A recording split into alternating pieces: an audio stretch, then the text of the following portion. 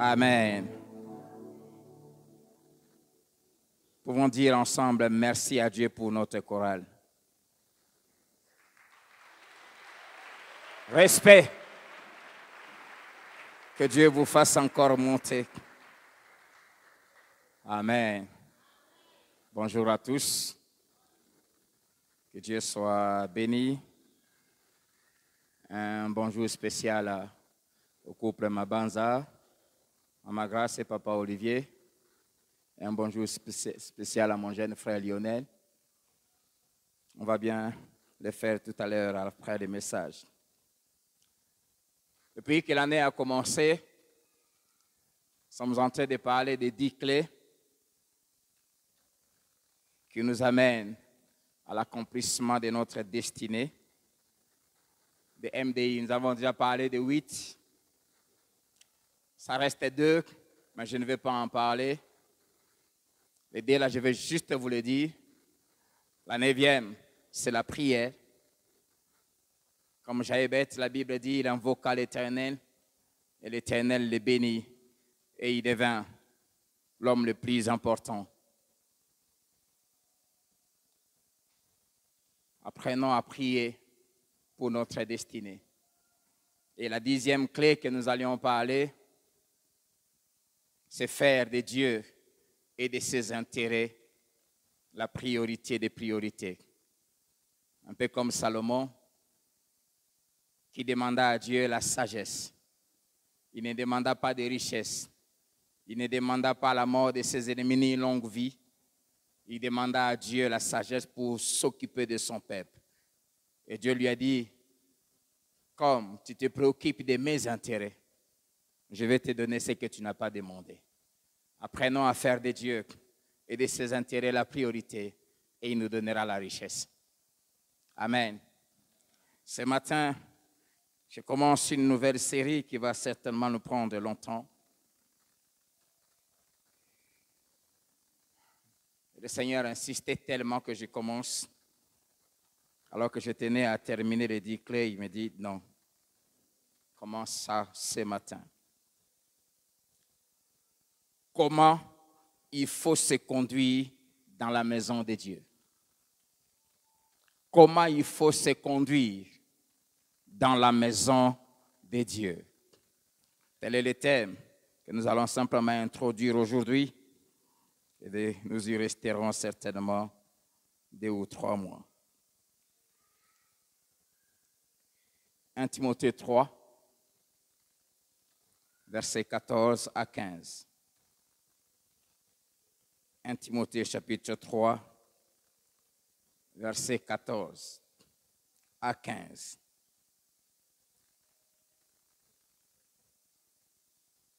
On peut ouvrir nos Bibles. 1 Timothée chapitre 3, 14 à 15.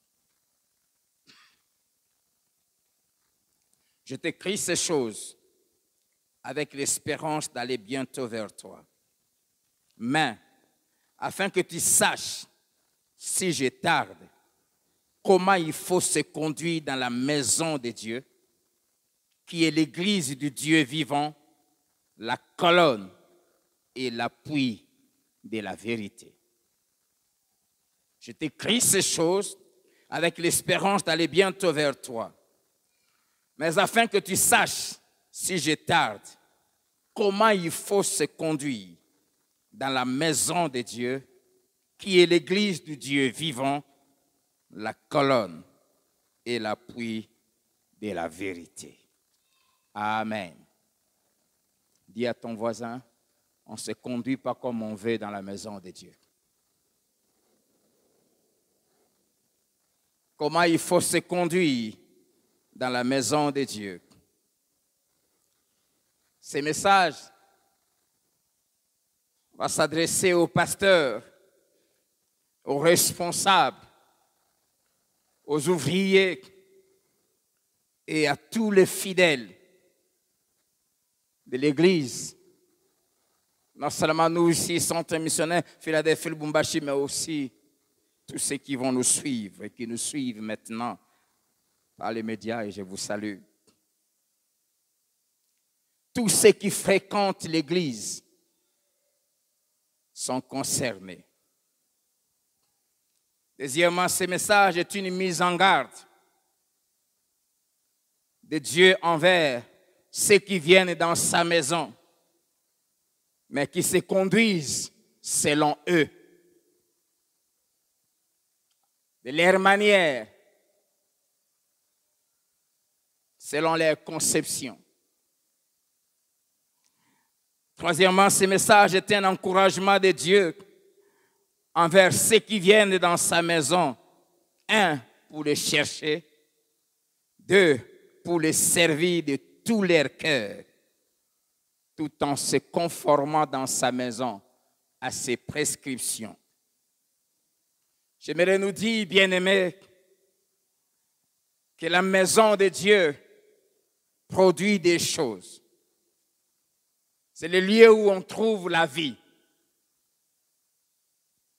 mais aussi, c'est le lieu où on trouve la mort. Amen. Ici, on trouve la vie, mais ici, on trouve aussi la mort.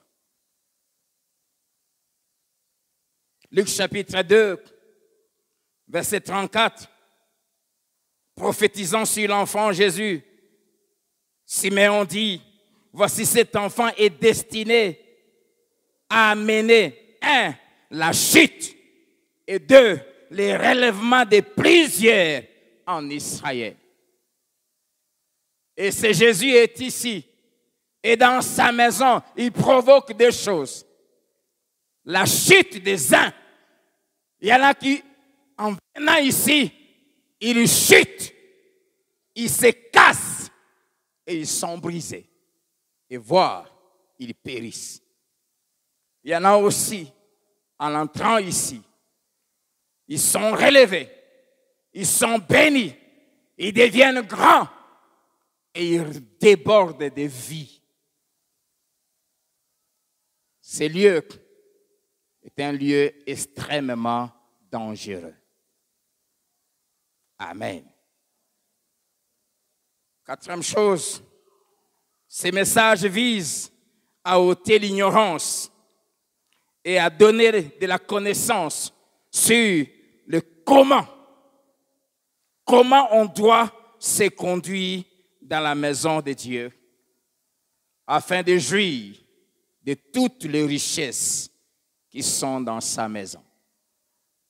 Il vise à ôter l'ignorance et à donner la connaissance sur le comment on doit se conduire dans la maison de Dieu afin de jouir de toutes les richesses qui sont dans sa maison.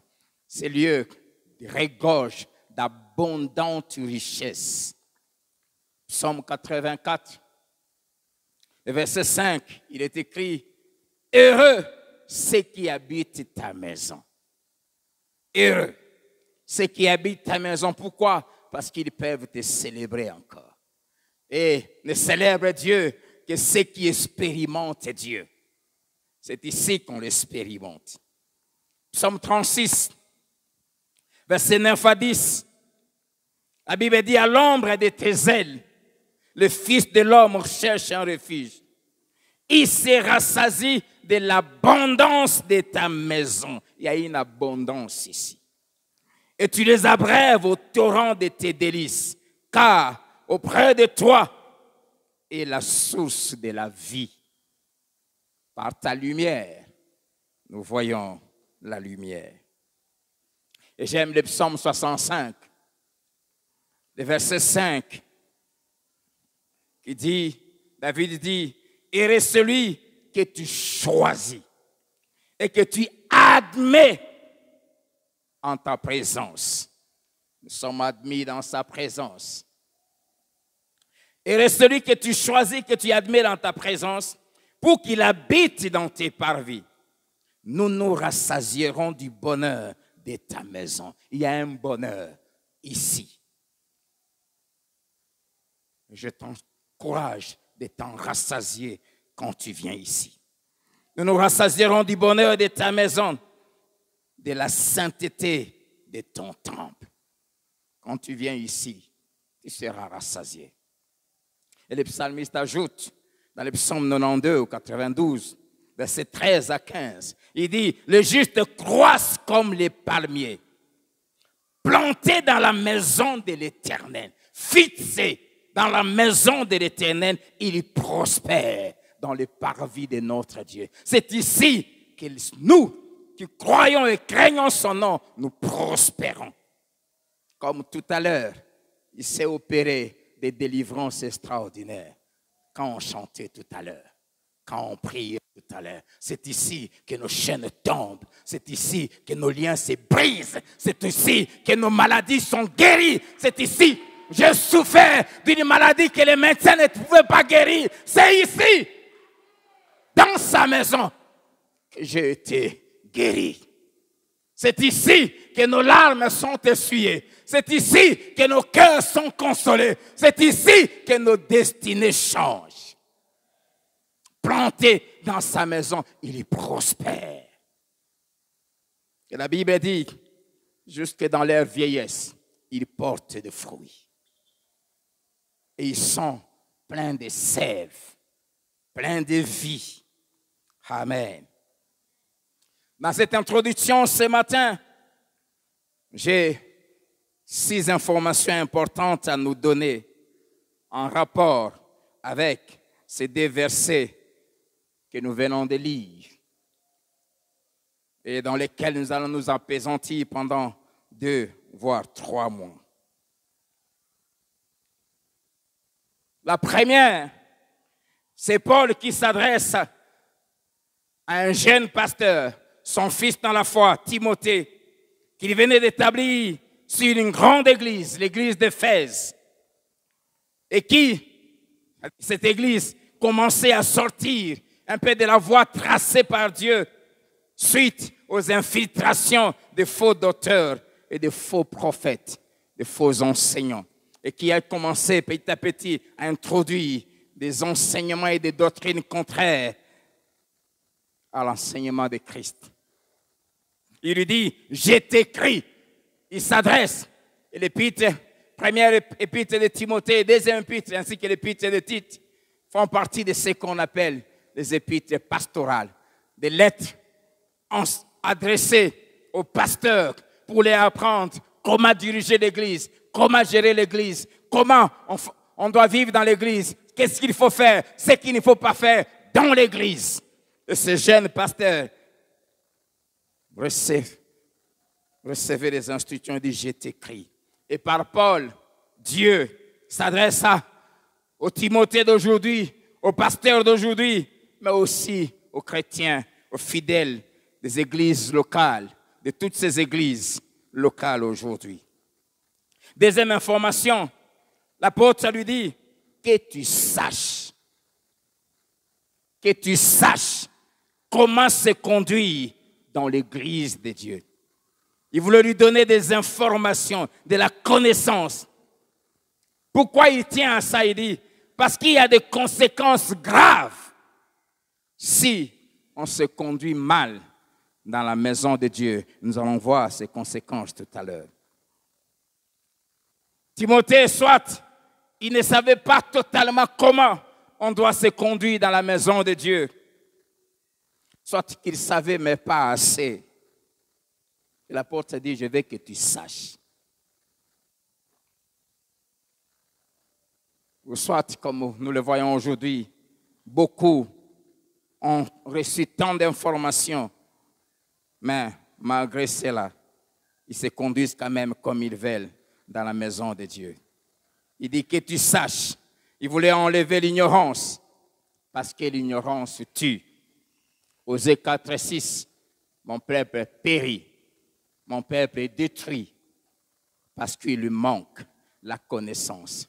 Et le prophète dit, parce que tu as refusé la connaissance. Ben, il y a des gens qui refusent aussi la connaissance.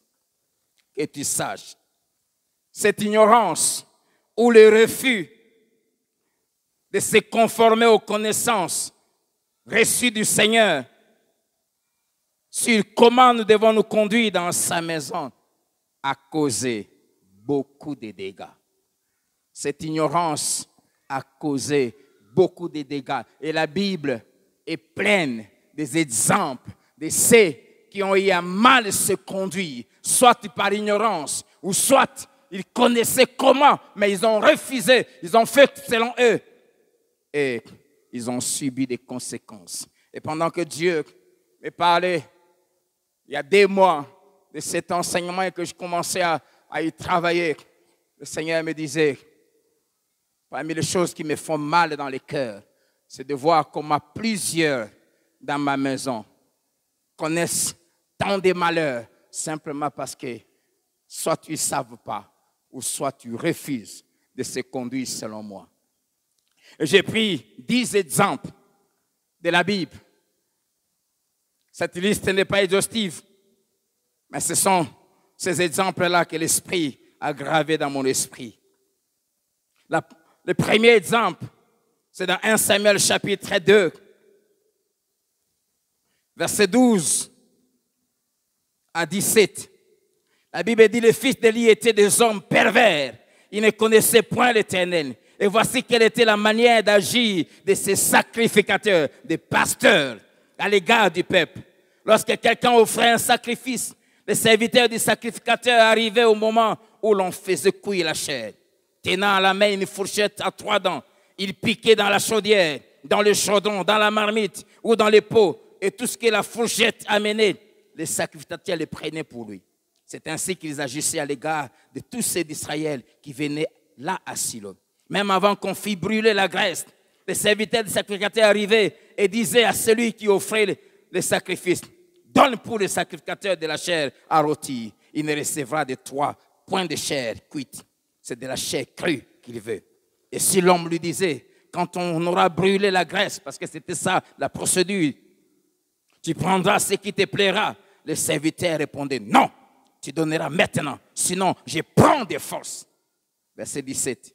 Ces jeunes gens se rendaient coupables devant l'Éternel d'un très grand péché parce qu'ils méprisaient les offrandes de Dieu. J'ai voulu commencer par ce premier exemple parce que cet exemple s'adresse aux pasteurs que je suis, à ceux qui dirigent les églises, aux responsables. On ne se fait pas ce qu'on veut, chers pasteurs, chers collègues, dans la maison de Dieu. On ne joue pas avec les offrandes de Dieu. On ne joue pas avec l'argent de Dieu. On ne joue pas avec les dîmes. Comme mon pasteur aime le dire, c'est de l'argent teinté de sang, le fruit des sacrifices. Les dîmes ne sont pas pour les pasteurs. Amen. On ne fait pas ce qu'on veut à l'église. On ne bouffe pas l'argent de Dieu comme on veut. On ne manipule pas les brebis comme on veut, cher pasteur. On ne fait pas de choses de Dieu, de bien de Dieu, ce qu'on veut. Ce jeune pasteur abusé des sacrifices que le fils et fille de Dieu a portés dans la maison de Dieu. Il y a des choses dont ils avaient droit.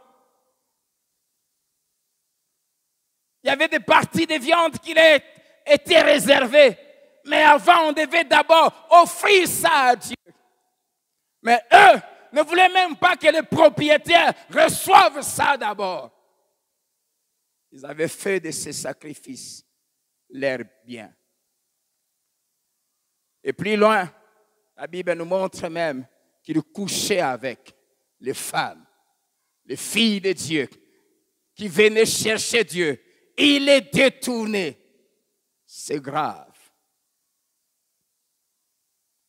Vous qui venez chercher des femmes à l'église, vous qui venez ici pour jouer avec les filles de Dieu, vous vous rendez coupable d'un grand péché. Chers collègues pasteurs, vous qui couchez avec vos membres, vous vous rendez coupable d'un très grand péché. Mes chers fils, ne le faites jamais. Amen. Dites-moi amen, c'est à vous que je m'adresse. Ils se rendaient coupables d'un très grand péché. Et pire encore, c'était leur père, le juge Élie. Leur père qui a appris ce que ses enfants faisaient à l'église. Il ne les a pas sanctionnés. Il ne les a pas blâmés comme il ne les a pas punis. Et à cause de cela, Dieu les a sanctionnés sévèrement, les deux, mais aussi les pères. J'aimerais nous dire, chers serviteurs de Dieu, il n'y a pas de camaraderie dans l'œuvre de Dieu. Il n'y a pas d'amis dans l'œuvre de Dieu. Il n'y a pas de frères, même biologiques, ni fils, ni femme, ni mari dans l'œuvre de Dieu.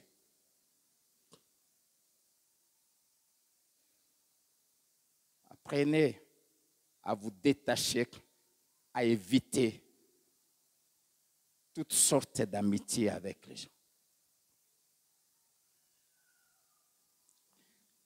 J'aime ce que la Bible dit sur Lévi, ceux qui sont consacrés. Deutéronome 33, versets 9 à 11. La Bible dit, Lévi dit de son père et de sa mère, je ne les ai point vus.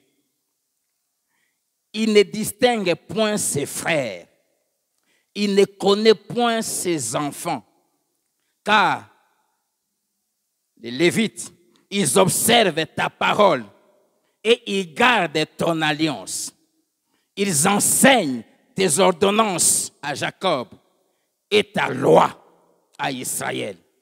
Ils mettent l'encens, c'est-à-dire l'adoration, la louange, sous tes narines et l'holocauste sur ton autel. À cause de leur ministère, ils ne connaissent pas père, mère. Ils ne connaissent pas femme et mari. Ils ne connaissent pas fils, fille. Ils n'ont pas de frères. Un homme de Dieu dans l'église n'a ni frère, ni mère, ni père. Même si tu es mon père, si tu es à l'église, ici tu n'es pas mon père. Un homme de Dieu n'a pas d'amis à l'église.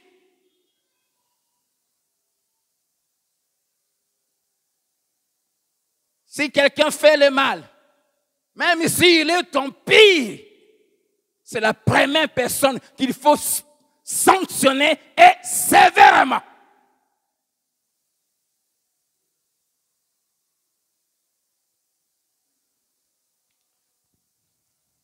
On ne doit pas être tolérant envers ni ses enfants, ni ses amis, ni sa femme, ni son mari quand on conduit l'église de Dieu.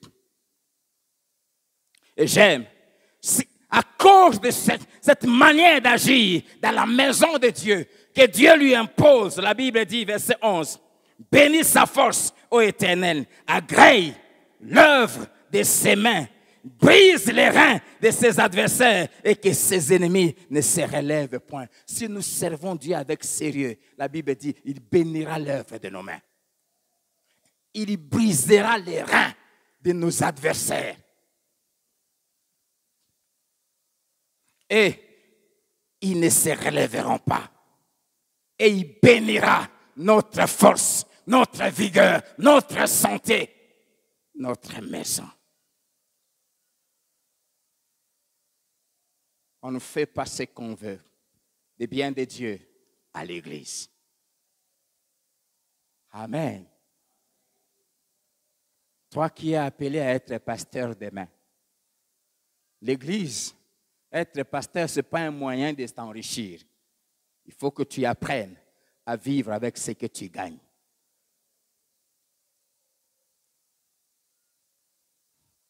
Si tu te conduis différemment, tu mourras.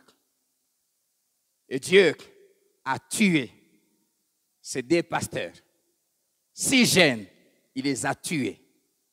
Et il a tué aussi les pères qui toléraient les bêtises et qui ne les avait. Et Dieu lui dit, d'où vient que tu préfères tes enfants à moi?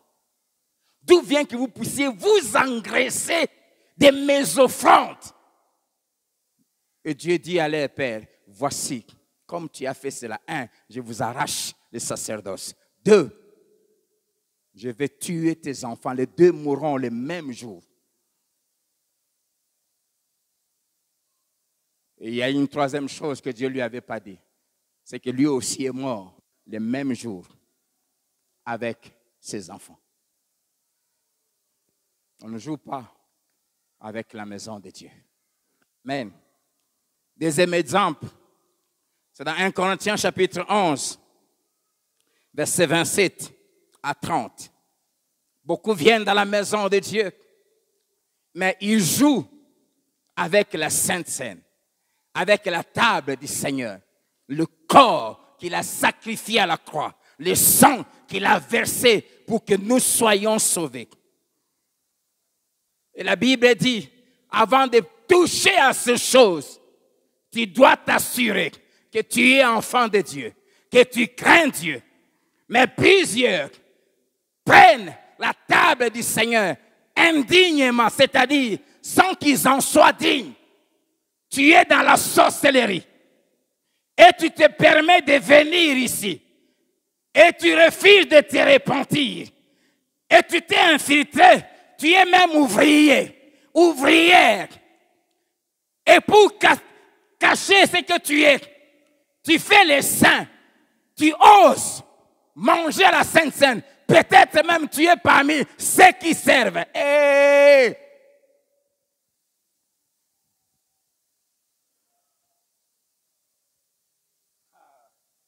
ha, ha, ha, ha. Tu ne sais pas ce qui t'attend demain. Tu es dans l'occultisme. Tu es dans le fétiche. Tu es adultère. Tu es dans l'impudicité. C'est ta vie. Mais tu viens à l'église et tu te permets de défier Dieu. Et tu te lèves et tu fais le sérieux.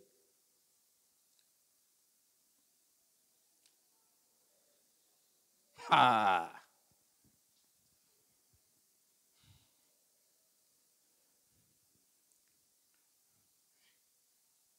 Vous savez, la gravité de ça. La Bible dit, c'est à cause de ça qu'il y a beaucoup de malades dans les églises. Qu'il y a beaucoup d'infirmes dans les églises. Et c'est à cause de ça que beaucoup meurent tôt, jeunes, avant la vieillesse. 3 conséquences. Beaucoup de malades. Et des malades dont même pendant un séminaire qu'on a eu, qui ne guérissent pas. C'est pour ça que je disais même pendant le séminaire, j'ai appris, je connais mon sérieux avec mon Dieu. Quand je prie pour quelqu'un et qu'il n'y a pas une solution, sur le champ ou plus tard, je ne me culpabilise jamais parce que je sais que je fais ma part. Mais le problème, c'est que beaucoup sont dans des choses noires, mais qu'ils n'osent jamais avouer.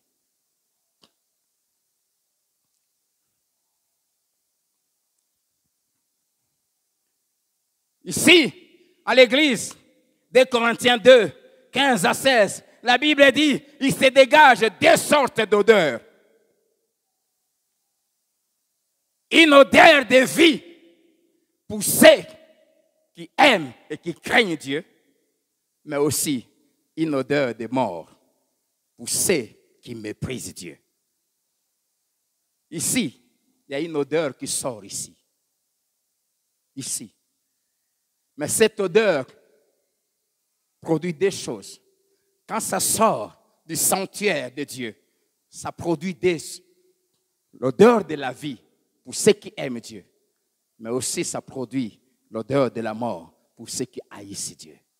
Ce lieu est dangereux. Amen. Troisième exemple, ça se trouve dans 2 Chroniques, chapitre 26, versets 16 à 21.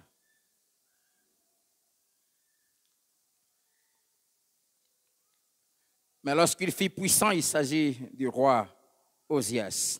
Son cœur s'éleva pour le perdre. Il pécha contre l'Éternel, son Dieu. Il entra dans le temple de l'Éternel pour brûler des parfums sur l'autel des parfums. Le sacrificateur Azaria entra après lui avec 80 sacrificateurs de l'Éternel, hommes courageux, qui s'opposèrent au roi Osias et lui dirent, tu n'as pas le droit, Osias, d'offrir des parfums à l'Éternel.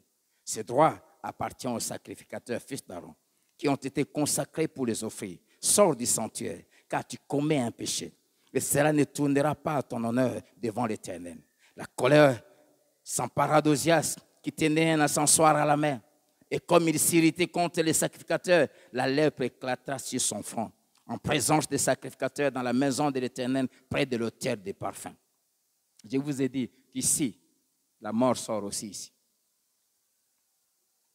Le souverain sacrificateur Azaria et tous les sacrificateurs portèrent les regards sur lui. Et voici, il avait la lèpre au front. Il est mis précipitamment dehors. Et lui-même s'est hâta de sortir parce que l'Éternel l'avait frappé. Osias fut lépreux jusqu'au jour de sa mort. Et il demeura dans une maison écartée comme lépreux, car il fut exclu de la maison de l'Éternel. Amen. Il y a des gens, parce qu'ils occupent une certaine position dans la société, quand ils viennent à l'église, ils se donnent des pouvoirs que Dieu ne leur a pas donnés. Qui que vous soyez dans la société, quand vous venez ici, vous n'êtes pas président, vous n'êtes pas ministre, vous n'êtes pas directeur, vous n'êtes pas général. Ici, vous êtes fidèle. Alors, n'exigez pas qu'on vous donne une place selon votre position dehors là-bas. Amen. Ne cherchez pas à donner des ordres au pasteur. Vous n'êtes pas chef ici. Même si vous mettez $10 000 chaque dimanche ici, ça ne vous donne pas le droit de venir nous dire ce que nous devons faire. Si tu fais ça, Dieu va te frapper. Amen. Il y a des gens, en venant à l'église, ils ne veulent pas se contenter de leur position, mais ils envient les positions des autres. Et ils font des manigances. Ils veulent se positionner eux-mêmes. À l'église, on ne se positionne pas, on nous positionne. À l'église, on ne se fait pas, on nous fait. À l'église, on ne se proclame pas, on nous proclame. À l'église, on ne s'établit pas, on nous établit. Amen. Le roi Osias s'est donné des droits qu'il n'avait pas. Il entre au temple et il va commencer à faire ce qui est réservé aux pasteurs. Offrir des parfums. Et les hommes de Dieu courageux sont entrés pour lui dire, tu n'as pas le droit de faire ça.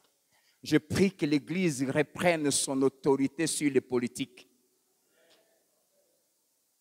Tu n'as pas le droit de faire ça. Ça, c'est réservé aux sacrificateurs. Tu es intercesseur. Ne te fais pas protocole. On ne se fait pas prédicateur.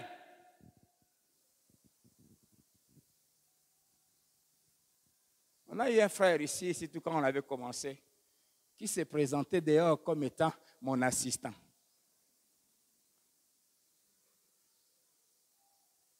Des gens comme ça n'évoluent jamais dans la vie. À l'église, on ne fait pas ce qu'on veut.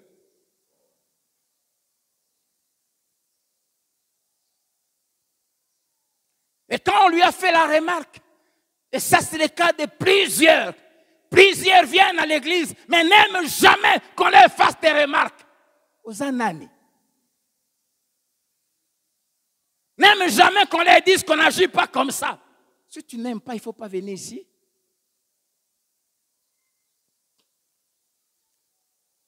Et quand on lui a dit, oh, roi Oséas, tu n'as pas le droit de faire ça, il se met en colère.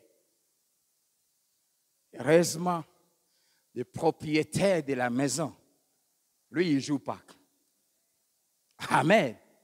Pendant que ses serviteurs voulaient remettre de l'ordre, le roi s'oppose, le propriétaire lui-même intervient.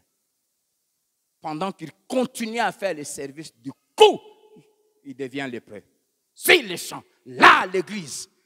Je vous dis, ici, il y a la vie, ici aussi, il y a la mort. Sorcier, toi qui viens ici pour combattre les enfants de Dieu, toi qui viens ici pour faire avorter les filles de Dieu, ici, il y a la mort. Et bientôt, on va t'enterrer. Ici, là, il était au temple, frappé de lèpre. Et quand on les regarde, la lèpre est partout. Et lui-même, quand il se regarde, et on a commencé là, maintenant on a commencé à le faire sortir. Comme tu ne veux pas changer, bientôt, toi-même, tu vas partir d'ici. Mais lépreux, lépreuse, c'est ça, hein? Au féminin. Hein? Mal en français. Bientôt. Bientôt. Et la Bible dit, il s'est hâta de sortir. Pourquoi? Parce que Dieu l'avait frappé. Il n'a pas besoin de le faire. Change. Amen. Apprends à rester là où tu es. Apprends à garder ta position. J'aime souvent le dire. Ce n'est pas parce que tu donnes l'argent que tu deviens comptable de l'église. Inspecteur, qui t'a nommé? J'aime souvent le dire. Ce n'est pas parce que tu es intercesseur que tu deviens pasteur pour diriger l'église par tes visions et par tes songes. Ta responsabilité, c'est de dire, pasteur, voici ce que Dieu m'a montré. C'est ma responsabilité. Ma responsabilité, c'est 1, prendre ce que tu as dit. 2, évaluer. 3, poser la question au Seigneur, comment agir? Amen. Tu n'as pas le droit de revenir. Pasteur, depuis que je t'avais parlé de ma vision là, oh, il y a le souffle, au sans la vision, non. Amen. Garde ta place. Dis à ton voisin, garde ta place. Ne deviens pas ce que Dieu ne t'a pas fait à l'église. Vous qui donnez des prophéties partout, Dieu m'a dit, qui t'a établi prophète ici à l'église? Depuis quand? Pasteur, docteur, prophète, évangéliste, apôtre sont consacrés. Ici, à ma connaissance, on n'a pas encore consacré un prophète.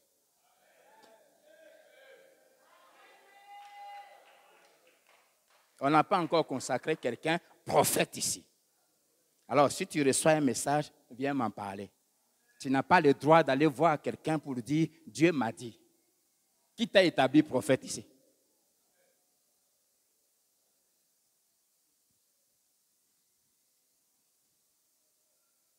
Est-ce que je suis clair?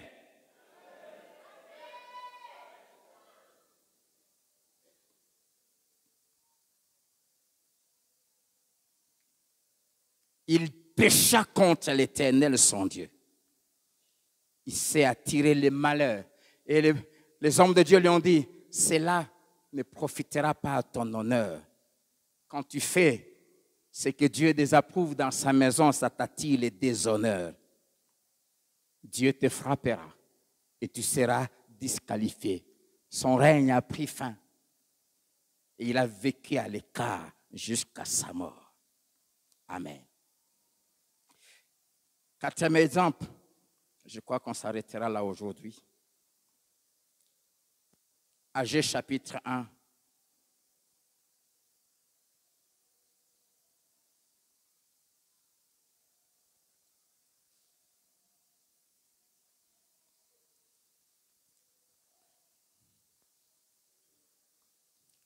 Verset 1 à 11. La seconde année du roi Darius, le premier jour du 6e mois, la parole de l'Éternel fut adressée par Agé le prophète à Zorobabel, fils de Shealtiel, gouverneur de Juda, et à Josué, fils de Josadak, souverain sacrificateur, en ces mots. Ainsi parle l'Éternel des armées. Ce peuple dit, le temps n'est pas venu, le temps de rebâtir la maison de l'Éternel. C'est pourquoi la parole de l'Éternel leur fut adressée par Agé le prophète en ces mots. Est-ce le temps pour vous d'habiter vos demeures lambrissées quand cette maison est détruite? Ainsi parle l'Éternel. Ainsi parle maintenant l'Éternel des armées. Considérez attentivement vos voies. Vous sémez beaucoup et vous recueillez peu. Vous mangez et vous n'êtes pas rassasiés. Vous buvez et vous n'êtes pas désaltérés. Vous êtes vêtus et vous n'avez pas chaud.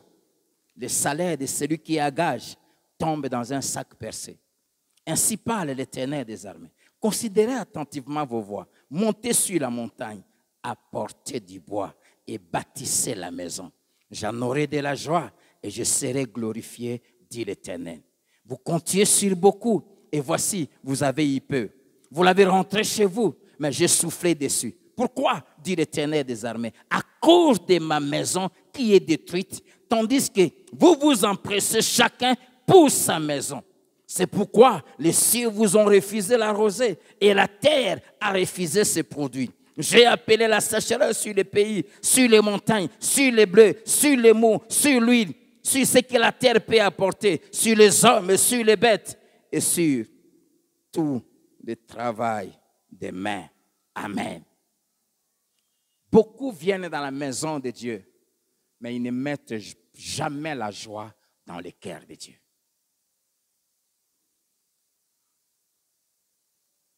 Pourquoi? Parce qu'il ne s'occupe pas, un, des affaires de Dieu et deux, des affaires de sa maison. Dès que vous franchissez le seuil de ce temple, vous arrivez chez Dieu. Je bénis Dieu pour un message qui nous a été apporté ici par le pasteur Zaché, le protocole de Dieu. Amen. Il y a tout un protocole qu'il faut respecter.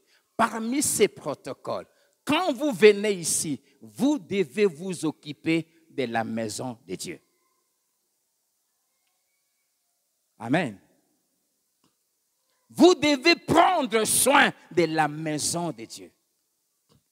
Vous devez investir dans l'avancement du royaume de Dieu. Et plusieurs viennent à l'église, mais ils ne se préoccupent pas de la maison de Dieu. Ils viennent, ils s'asseyent, ils écoutent la parole, ils s'élèvent, ils partent. Ce n'est pas qu'ils n'en ont pas. Ils en ont. Mais ils ne font rien. D'ailleurs, plusieurs, quand ils viennent, quand on lance un appel, ils murmurent. Ah, l'église, c'est toujours l'argent. J'ai même entendu quelqu'un dire, le pasteur met toujours de beaux costumes avec notre argent. Tu pêches, tu es maudit.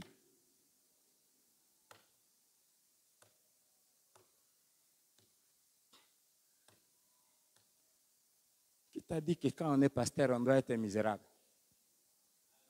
C'est écrit où?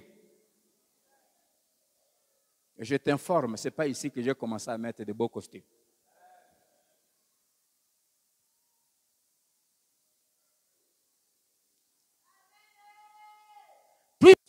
à l'église, mais ils ne font rien. Et Dieu dit, vous venez chez moi, me demandez de vous bénir, de vous guérir, de vous protéger, de vous secourir, de prendre soin de vous. Et vous ne vous occupez pas de ma maison. Chez vous, vous avez des marbres, vous avez des ceci. Et chez moi, ce n'est pas beau. Et ça ne vous dit rien. Il dit, ce n'est pas comme ça qu'on se comporte chez moi. Ce que vous auriez dû faire, c'était de rester chez vous. Mais en venant ici, et vous manifestez de l'indifférence envers Dieu et sa maison. Dieu dit, quand tu agis comme ça, qu'est-ce qu'il va faire? Il dit, il va fermer les cieux pour toi. Il n'y aura pas de pluie pour toi. Il dit, c'est pourquoi vous s'aimez beaucoup. Il y a des gens qui ne servent pas Dieu, qui ne sont dans aucun département, qui sont là 2 ans, 3 ans, mais qui ne font rien pour Dieu, qui ne veulent même pas qu'on les connaisse. Il vient, il sort. Pourquoi il dit, je suis trop pris, trop busy, trop chargé, je n'ai pas le temps. Et Dieu dit, c'est bon. Vas-y. Tu vas travailler 6 heures à 22 heures, mais quand ça arrive au moment de moissonner, tu attendais 100, tu recevras 10. Vous avez beaucoup semé, mais vous allez moissonner peu. Vous serez vêtus, parce que vous ne voulez pas vous occuper de moi. Vous voulez vous vêtir, vous prendre soin de vous. Vous serez vêtus, mais votre corps ne marchera pas. Vous savez, il y a des gens qui mangent bien, qui mangent bio. Toujours bio. Toujours au sport. Tennis. Prendre soin du corps. Toujours malade. C'est Dieu qui le dit. Pourquoi? Et Dieu lui-même pose la question, pourquoi? Parce que chacun de vous se préoccupe de ses affaires pendant que ma maison est abandonnée. Quand vous venez dans la maison de Dieu, investissez-vous. Investissez votre temps. Investissez vos connaissances. Investissez vos avoirs. Occupez-vous de sa maison. Il dit, quand vous faites ça, j'en aurai de la joie. Amen. Et quand Dieu est content, il y réagit toujours. De la même manière, quand Dieu est fâché, il réagit aussi toujours. Amen. S'il est content, c'est la vie qu'il va vous envoyer. S'il est en colère, c'est la mort qu'il va envoyer. C'est pour cela, ici, chez lui, ça produit des choses. La vie, pour ceux qui mettent la joie dans son cœur, et la mort, pour ceux qui attristent son cœur. Pose la question à ton voisin. Mets-tu la joie ou la tristesse dans le cœur de Dieu?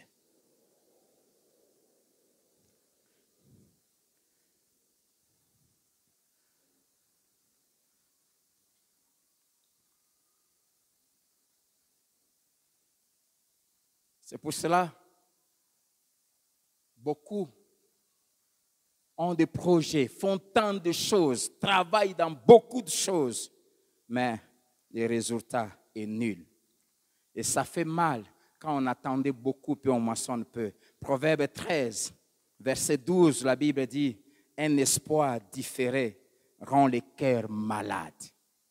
Beaucoup de cœurs sont malades parce que les attentes qu'ils avaient dans leur cœur, des choses qu'ils espéraient recevoir, ne sont pas venues. Et pourquoi elles ne sont pas venues? Parce qu'ils n'ont pas donné de l'importance aux choses de Dieu.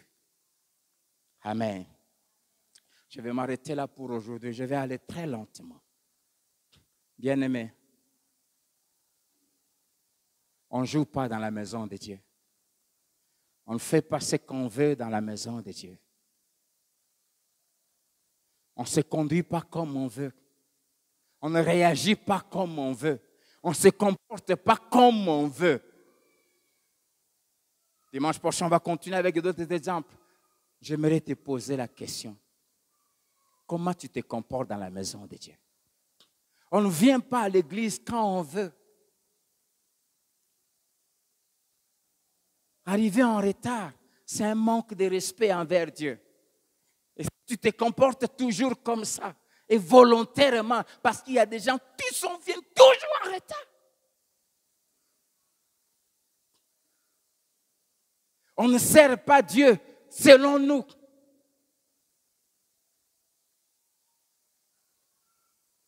Ah, bah règle la bangwana, moi je fais comme moi. Pas ici. Ici.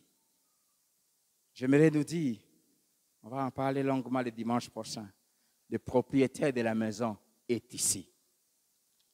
Et la Bible nous montre qu'il promène ses yeux sur toute sa maison. Il observe tout ce qui se fait. Tout. Le dimanche prochain, on va en parler. Même par exemple pour les offrandes. La Bible dit, un jour Jésus entre au temple et pendant les cultes est fini, pendant le mois des offrandes, il va se mettre jusque là où on mettait les offrandes et il regardait ce que chacun mettait. Il observe ce que chacun fait. Et non seulement il observe, mais il met toujours un avis sur la manière de chacun. Après avoir observé, et puis il va émettre un avis en disant, cette pauvre veuve a mis plus que tous les autres. Parce que la Bible dit, les riches mettaient beaucoup d'argent. Mais Jésus va émettre un avis en disant, les riches ont mis les superflus. Mais elle a donné tout ce qu'elle avait. Dans tout ce que nous faisons à l'église, Dieu observe et il émet toujours un avis. Toujours un avis. Ta manière de venir à l'église, Dieu émet un avis. Ta manière de t'habiller, il émet un avis. Ta manière de servir, il émet un avis. Les attitudes de ton cœur, il émet un avis. Ta manière de l'écouter pendant qu'il te parle, maintenant même, quand tu es en train de bouder, Dieu émet un avis. Quand tu es en colère, là, Dieu émet un avis. Et si cette parole a touché ton cœur et que tu es prêt à te repentir, Dieu émet un avis. Et quand il émet un avis, il ne s'arrête pas seulement à un avis. Il y décrète aussi des choses. Que Dieu vous bénisse.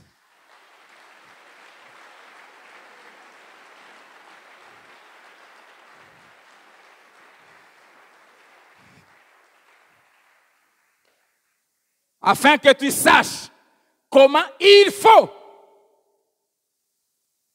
Ce n'est pas facultatif. Comment il faut se conduire. Il faut savoir comment on se conduit dans la maison de Dieu. Inclinons nos têtes dans la prière. Simplement par rapport à ces exemples qu'on a parlé aujourd'hui, comment tu te conduis dans la maison de Dieu. Si tu as quelque chose à corriger, n'hésite pas de te lever.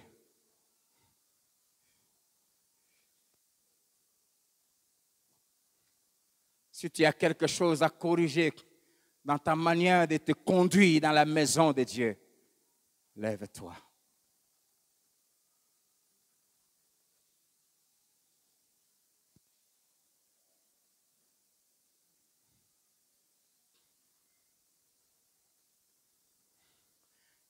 Et demande pardon à Dieu.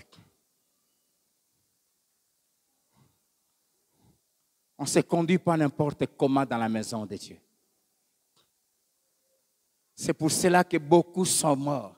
C'est pour cela qu'il y a beaucoup de malades parmi vous. C'est pour cela qu'il y a beaucoup d'infirmes. C'est pour cela qu'il y a beaucoup de morts précoces. C'est pour cela que beaucoup travaillent beaucoup mais sans produire. Répands-toi.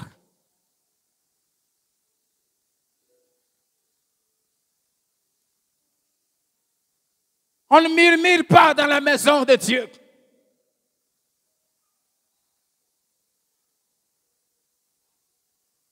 On ne fait pas ce qu'on veut.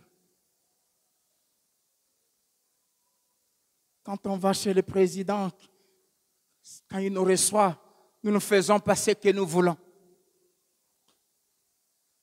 Et chez Dieu aussi, on ne fait pas ce qu'on veut.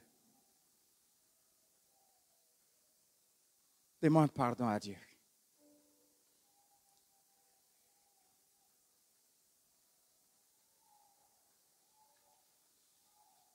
La Bible dit, il pécha contre l'Éternel.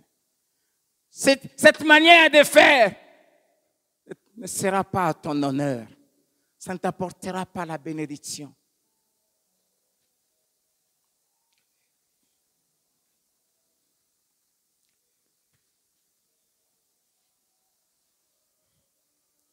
Seigneur,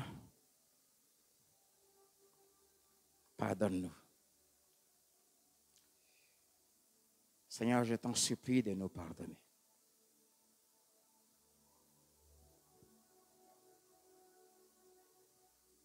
Seigneur, je t'en supplie de nous pardonner. Père, lave-nous par ton sang. Seigneur, purifie-nous, Seigneur. Tu tiens à ce que nous sachions comment nous devons nous comporter. Nous devons nous conduire. Comment nous devons parler. Comment nous devons agir. Comment nous devons réagir. Comment dans ta maison. Purifie nos cœurs, Seigneur. Sanctifie nos vies. Seigneur, nous ne venons pas ici pour absorber l'odeur de la mort, mais nous venons ici pour respirer l'odeur de la vie. Nous venons ici pour te trouver, toi. Tu es la vie. Et c'est la vie que tu veux nous donner. Mais tu dis, si je rencontre des épines et des ronces dans ma maison, tu dis, je les combattrai. Seigneur, je ne veux pas être une épine dans ta maison.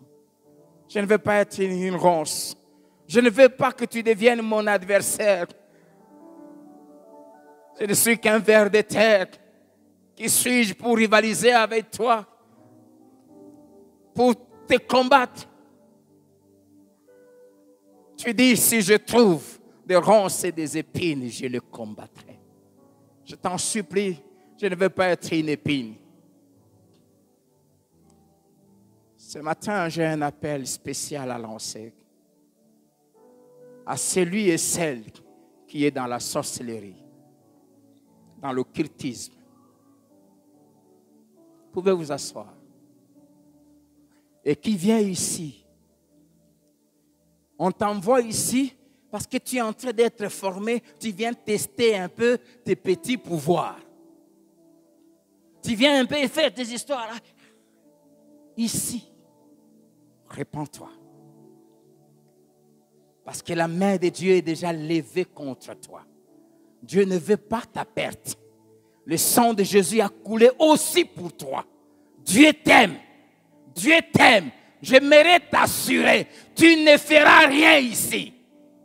Ici, tu ne détruiras aucun serviteur de Dieu ici. Tu ne feras tomber aucun enfant de Dieu ici. Tu ne détruiras personne ici. Aucun de tes petits pouvoirs ne va agir ici. Alors, répands-toi.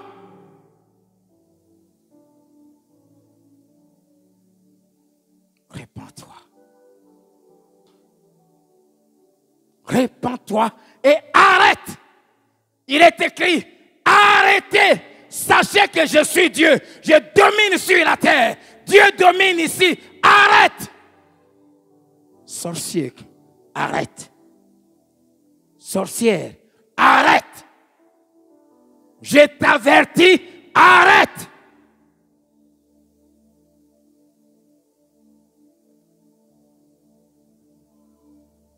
Seigneur, merci.